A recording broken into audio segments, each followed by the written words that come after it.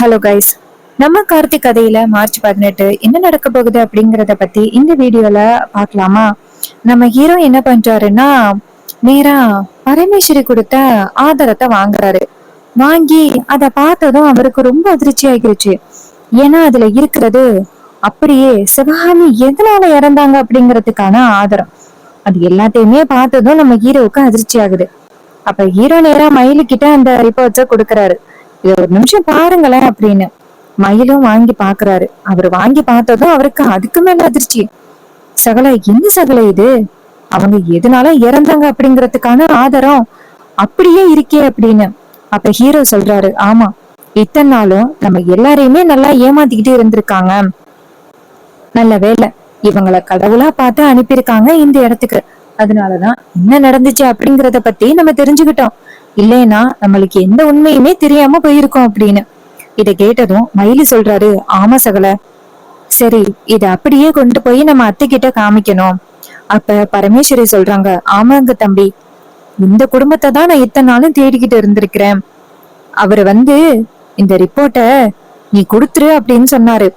இதனால எனக்கு ஆபத்து வரப்போகுது அப்படின்னு கூட சொன்னாரு. ஆனா யாருனால ஆபத்து, எந்த குடும்பத்துல கொண்டு போய் ஒப்படைக்கணும் அப்படிங்கிற விஷயத்த அவரு என்கிட்ட சொல்லவே இல்லை.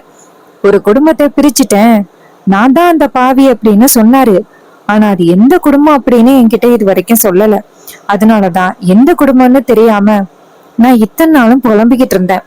இப்போ அந்த குடும்பம் எந்த குடும்பம் அப்படின்னு எனக்கு தெரிஞ்சிருச்சு. அதனாலதான் உடனே உங்ககிட்ட கொண்டாந்து கொடுக்கணும் அப்படின்னு நான் ஓடோடி வந்துட்டேன்.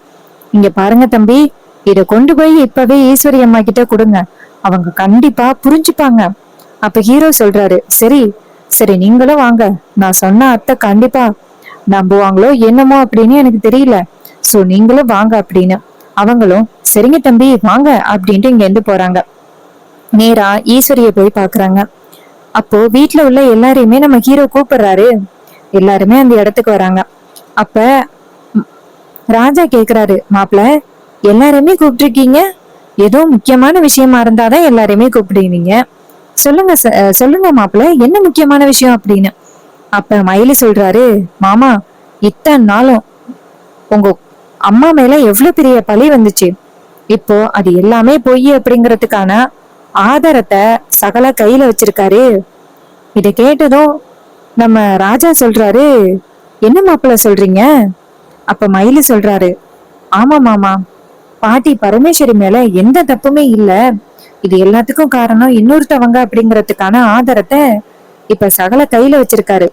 சகல நீங்க நிரூபிங்க சகல அப்படின்னு. அப்ப ஹீரோ சொல்றாரு, ஆமா, இங்க பாருங்க பாட்டி தான் காரணம் அப்படின்னு நீங்க சொல்லிக்கிட்டு இருந்தீங்கல்ல, ஆனா இத்தனை நாளும் பாட்டி காரணம் இல்ல, அதுக்கு பின்னாடி வேற ஒருத்தவங்க இருக்காங்க அப்படின்னு உங்ககிட்ட நான் பல தடவை சொன்னேன். ஆனா நீங்க கேட்கல. ஆனா இப்ப நான் ஆதாரத்தோட வந்திருக்கேன் அப்படின்னு.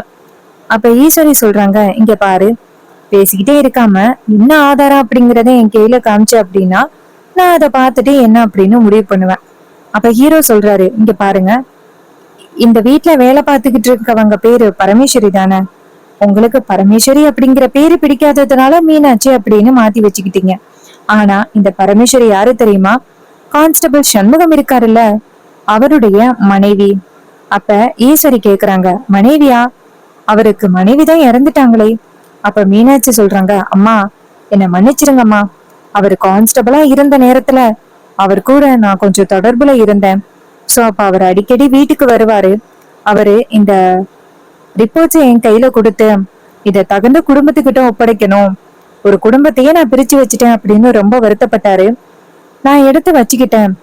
எனக்கு கண்டிப்பா ஏதாவது நாளை பின்ன ஆபத்து வரும், அப்படி ஏதாவது ஆணுச்சு அப்படின்னா இத உரிமையானவங்க கிட்ட ஒப்படைச்சிரு அப்படின்னு என்கிட்ட பொறுப்பா கொடுத்தாரு.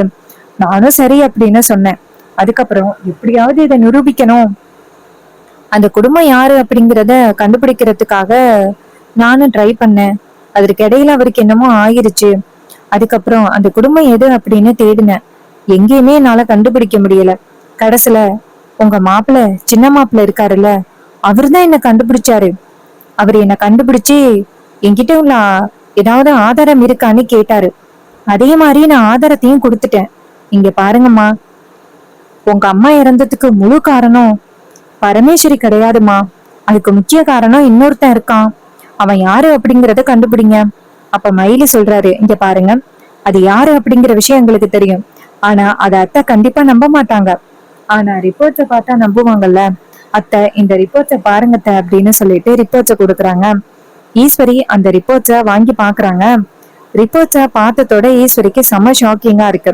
அதுல அவங்க அம்மா வந்துட்டு ஏதோ காஃபி குடிச்சதுனாலதான் இறந்துட்டாங்க அப்படிங்கிறதுக்கான ஆதாரம் இருக்கு.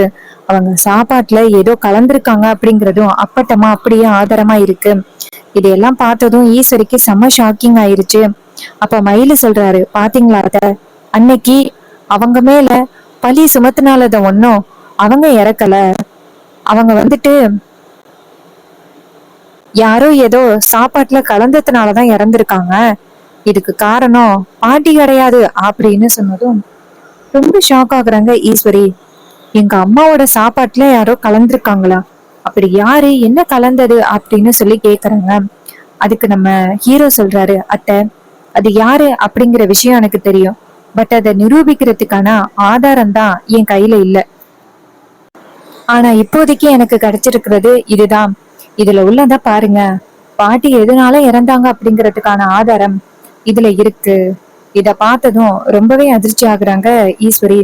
இப்படியெல்லாம் நடக்கும் அப்படின்னு நான் கொஞ்சம் கூட எதிர்பார்க்கவே இல்லை அப்படின்ட்டு. அதுக்கு நம்ம ஹீரோ சொல்றாரு, இங்க பாருங்கத்த, இப்பயாவது புரியுதா? பாட்டி ஒரு நிரபராதி. அவங்க மேல எந்த தப்புமே இல்ல. அவங்க ரொம்ப நல்லவங்க. அவங்கள எப்படியாவது பழி வாங்கணும் அப்படிங்கறதுக்காக ஒரு சதி திட்டம் போட்டு இப்படி சிக்க வச்சிருக்காங்க. பாட்டி மேல எந்த தப்பும் இல்ல அப்படின்னு சொல்றாங்க.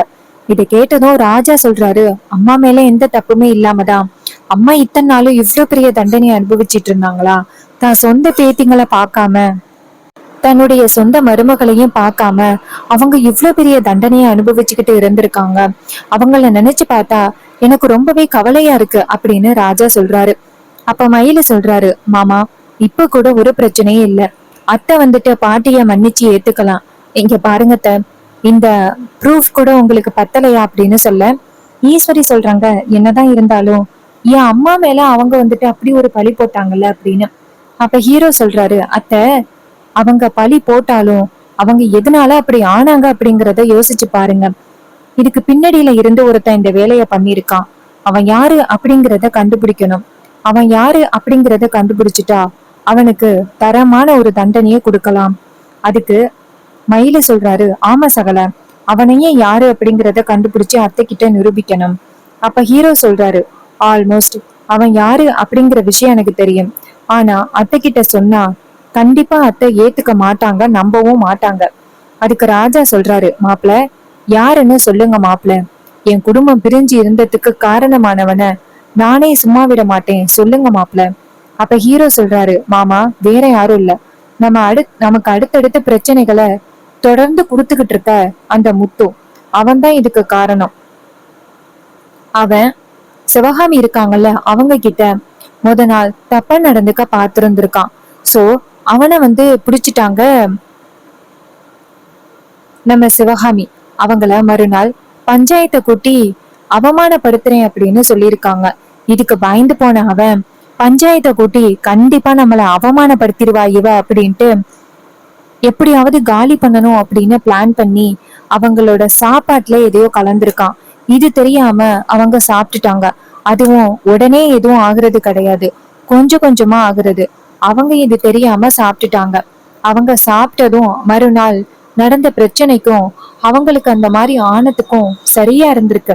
அவங்க அப்படி ஆனதும் ஊர் மக்கள் எல்லாருமே சேர்ந்து இதுக்கு காரணம் பரமேஸ்வரியும் அந்த சேதுபதியும்னு சொல்லி அவங்க மேல பழி போட்டுட்டாங்க. பட் இதுக்கு காரணம் அவங்க கிடையாது அப்படின்னு. இத கேட்டதும் ஈஸ்வரிக்கு ரொம்ப அதிர்ச்சியா இருக்கு. இவ்வளவு பெரிய விஷயம் நடந்துச்சா? இது எல்லாத்துக்குமே காரணம் அந்த முத்து தானா அப்படின்னு. அப்ப ஹீரோ சொல்றாரு, ஆமாத்த, இது எல்லாத்துக்கும் காரணம் அவன்தான். அவன்தான் இப்படி திட்டம் போட்டு நம்ம குடும்பத்தை இத்தனை வருஷமா பிரிச்சு வச்சிருந்திருக்கான். தப்பே பண்ணாதவங்க அவ்வளவு பெரிய தண்டனை அனுபவிச்சிருக்காங்க.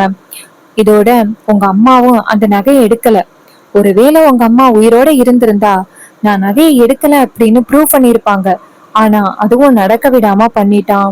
இது எல்லாத்துக்குமே காரணம் அந்த முத்து தான். இதை கேட்டதும் ஈஸ்வரிக்கு பயங்கர கோவம் வருது. நான் அவனை கண்டிப்பா சும்மா விட மாட்டேன் அப்படின்னு. அப்ப ஹீரோ சொல்றாரு, அத்தை, அவன் தான் இப்படி பண்ணா அப்படிங்கறதுக்கான ஆதாரம் இப்போதைக்கு என் கையில இல்ல. அந்த ஆதாரம் என் கையில கண்டிப்பா கிடைக்கும். அந்த ஆதாரம் கிடைச்சிட்டா அவனை கண்டிப்பா நான் அதிகாரிங்க கிட்ட நானே பிடிச்சு கொடுப்பேன். சோ இப்போதைக்கு நம்ம அவசரப்பட்டு ஏதாவது முடிவெடுத்தோம்னா அது நமக்கு வந்துட்டு ஒரு பிரச்சனையில முடியும். சோ இப்போதைக்கு அமைதியா இருக்கணும். இத கேட்டதும் ராஜா சொல்றாரு, ஆமா ஈஸ்வரி, இப்போ நீ அவசரப்பட்டு ஏதாவது முடிவெடுத்த அப்படின்னா அதுவே நம்மளுக்கு ரொம்ப பெரிய பிரச்சனை முடியறதுக்கு வாய்ப்பு இருக்கு. சோ நீ கொஞ்சம் பொறுமையா இரு. மாப்பிள்ளை எல்லாத்தையும் பார்த்து பாரு. ஈஸ்வரி சொல்றாங்க, எப்படிங்க? என் அம்மா அப்படி ஆனதுக்கு காரணமானவன இதுக்கு மேலேயும் வேடிக்கை பார்த்துக்கிட்டே இருக்க சொல்றீங்களா? நான் கண்டிப்பா சும்மா விட மாட்டேன் அப்படின்னு. அதுக்கு அவரு சொல்றாரு, ஈஸ்வரி, உன் கோவம் நியாயம்தான். நான் நியாயம் இல்லை அப்படின்னு சொல்லல. ஆனா இப்போதைக்கு நம்ம கொஞ்சம் பொறுமையா இருக்கிறது நல்லது. ஏன்னா அந்த முத்து தப்பிச்சு போறதுக்கு நிறைய வாய்ப்புகள் இருக்கு. இந்த அம்மா மூலமா நமக்கு உண்மை தெரிஞ்சிச்சு. அதனால கொஞ்சம் அமைதியாயிரு. இதை கேட்டதும் ஈஸ்வரியும், சரிங்க, நீங்க எல்லாரும் சொல்றீங்க அப்படிங்கிறதுக்காக நான் கொஞ்சம் பொறுமையா இருக்கேன் அப்படின்ட்டு நேரா ரூமுக்குள்ள போறாங்க. ரேவதி சொல்றாங்க, பாத்தீங்களா, பாட்டி மேல எந்த தப்புமே இல்ல. ஆனா இவ்வளவு பெரிய தண்டனையை இத்தனை நாளும் அனுபவிச்சுட்டு இருந்திருக்காங்க. பாட்டியை நினைச்சு பார்த்தா எனக்கே ரொம்ப கவலையா இருக்கு அப்படின்னு சொல்லி பேசிக்கிட்டு இருக்காங்க. அதுக்கு ராஜா சொல்றாரு, ஆமா, எங்க அம்மா தப்பே பண்ணாம அவ்வளவு பெரிய தண்டனையை அனுபவிச்சுட்டு இருந்திருக்காங்க அப்படின்ட்டு. அப்ப நம்ம ஹீரோ என்ன பண்றாருன்னா, நேரா அந்த பரமேஸ்வரி கிட்ட, இங்க பாருங்க, நீங்க இந்த உண்மையை எங்க கிட்ட ஒப்படைச்சிருந்தனால கண்டிப்பா இந்த விஷயம் சிவனாண்டி முத்துக்கு தெரியாம இருக்காது. அவங்களால கண்டிப்பா உங்களுக்கு ஏதாவது ஆபத்து வரத்துக்கு நிறையவே வாய்ப்புகள் இருக்கு. சோ நீங்க தயவு செஞ்சு சொல்றேன், வீட்டுல யாருக்கிட்டையும் சொல்லாம எங்கேயும் வெளியில போகாதீங்க. பரமேஸ்வரி சொல்றாங்க, சரிங்க தம்பி, நான் எங்கேயும் போகல அப்படின்ட்டு. மயிலு சொல்றாரு, சகல நீங்க கவலைப்படாதீங்க, இவங்கள பத்திரமா பாத்துக்க வேண்டியது என்னோட பொறுப்பு. இவங்களுக்கு எந்த வகையிலயும் பிரச்சனை வராது, சரியா? அப்ப ஹீரோ சொல்றாரு, சரி அப்படின்னு சொல்லிட்டு நம்ம ஹீரோ சொல்றாரு, நான் பாட்டி கிட்ட இந்த விஷயத்த போய் சொல்றேன். அவரும் சரி அப்படின்னு சொல்ல நம்ம ஹீரோ நேரா பாட்டிய வந்து பாக்குறாங்க. பாட்டி வந்துட்டு ஹீரோவை பார்த்து, வாயா, உன்னை பார்த்து எத்தனை நாள் ஆச்சு? அப்ப ஹீரோ சொல்றாரு, பாட்டி, ரொம்ப சந்தோஷமான ஒரு விஷயத்த சொல்ல வந்திருக்கேன். அத்தை வந்துட்டு உங்க மேல எந்த தப்பும் இல்லை அப்படிங்கிறத புரிஞ்சுக்கிட்டாங்க, உங்களை மன்னிச்சுட்டாங்க. இதை கேட்டதும் பாட்டிக்கு செம்ம சந்தோஷம். என்னையா சொல்ற? அப்ப ஹீரோ சொல்றாரு, ஆமா பாட்டி, இந்த முத்து இருக்கான, அவன் பண்ண விஷயம் எல்லாமே வெளிச்சத்துக்கு வந்துருச்சு. அத்தையும் சரி அப்படின்னு சொல்லிட்டாங்க. ஆனா அந்த முத்துதான் அப்படி பண்ணா அப்படிங்கிறதுக்கான ஆதாரம் கிடைக்கல. அதை கொடுத்துட்டா பிரச்சனை எல்லாமே முடிஞ்சு போயிரும். இதை கேட்டதும் ரொம்ப சந்தோஷப்படுறாங்க நம்ம பாட்டி. அப்பாடா, எத்தனை வருஷமா இந்த உண்மையை நிரூபிக்கணும்னு நினைச்சோம், நல்ல வேலையா நீ நிரூபிச்சிட்ட அப்படின்னு ரொம்ப சந்தோஷப்படுறாங்க. சோ இந்த கதை உங்களுக்கு பிடிச்சிருக்கா? இந்த கதை பிடிச்சிருந்துச்சுன்னா இந்த வீடியோவுக்கு மறக்காம லைக் பண்ணிக்கோங்க. நீங்க லைக் பண்றதுதான் எங்களுக்கு அடுத்து வீடியோ போடுறதுக்கு ரொம்பவே இன்ட்ரெஸ்டிங்கா இருக்கும். நம்ம கிட்ட ஹேர் கிளிப்ஸ் அண்ட் அக்சசரிஸ் அவைலபிளா இருக்கு. வேணும் அப்படின்னா நீங்க ஆர்டர் பிளேஸ் பண்ணி நீங்க வந்துட்டு பை பண்ணிக்கலாம். அது மட்டும் இல்லாம நம்ம கிட்ட சூப்பரான ஒரு கிவ் அவே போயிட்டு இருக்கு. இந்த கிவ் அவேல பார்ட்டிசிபேட் பண்ணணும் அப்படின்னா ஹாய் அப்படின்னு மெசேஜ் பண்ணுங்க. ஸோ உங்களுக்கு இந்த கிவ் அவே என்ன அப்படின்னு சொல்றேன், 20 கிளிப்ஸ் அவைலபிளா இருக்கு. ஸோ சீக்கிரம் வந்துட்டு ஹாய் அப்படின்னு மெசேஜ் பண்ணுங்க. இதே மாதிரி வேற ஏதாவது அப்டேட்ஸ்ல உங்களை வந்து பாக்குறேன். தேங்க்யூ ஃபார் வாட்சிங். நெக்ஸ்ட் வீடியோல பார்ப்போம்.